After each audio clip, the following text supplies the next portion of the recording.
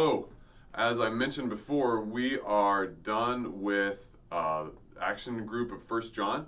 We're moving on to the book of Ephesians. I'm pretty excited about this. I think this is a big step for us.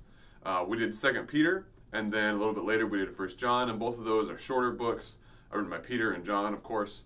And now we're moving to Ephesians, which is written by Paul. It's a little bit longer. It's kind of the big boy version of what we've been doing. We're heading up into the big leagues. We've taken the training wheels off. So this is going to be a little bit different feel for us.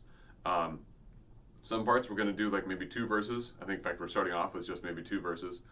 Because there's a lot packed in here, especially in the first 3 chapters, as far as things to dig through and figure out what they say.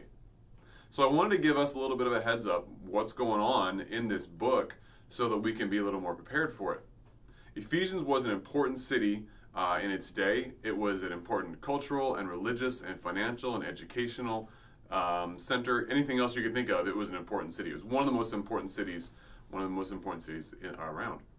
So think of it like Los Angeles, maybe Chicago. A really big, influential city in its culture, center of a lot of different types of things, and a place where you could find anything you wanted, or you could find anything whether you wanted it or not.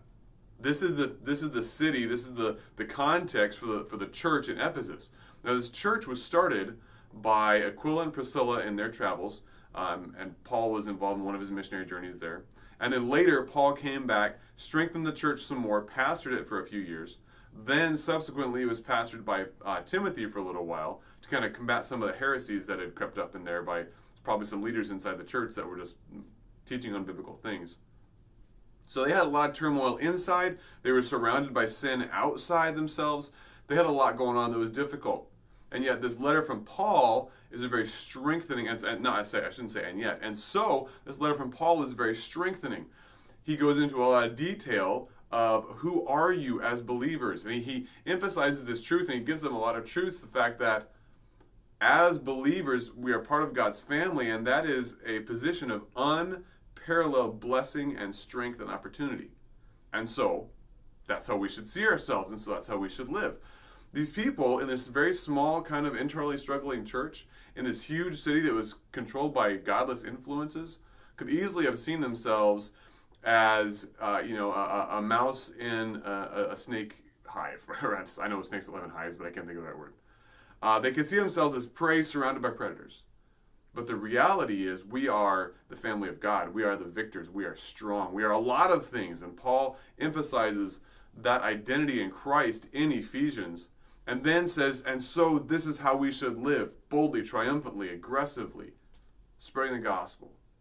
That's the book of Ephesians, and it's largely connected to the setting of the city of Ephesians. That's what we're going to be studying in detail for the next several weeks, next few months. I'm excited about it. Hope you are too. Look forward to doing that together. Look forward literally doing that together, not just parallel as we go together, but as we come back together, we'll still be in Ephesians, and I'll be able to do it together. So that's something to look forward to. All right, we'll talk to you guys again later.